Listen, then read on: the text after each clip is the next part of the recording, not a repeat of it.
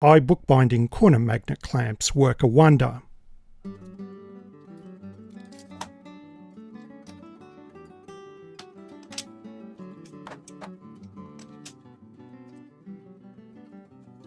The two common variations that you'll find in binderies around the world are building the tray with the walls butting up against the base or the walls on top of the base.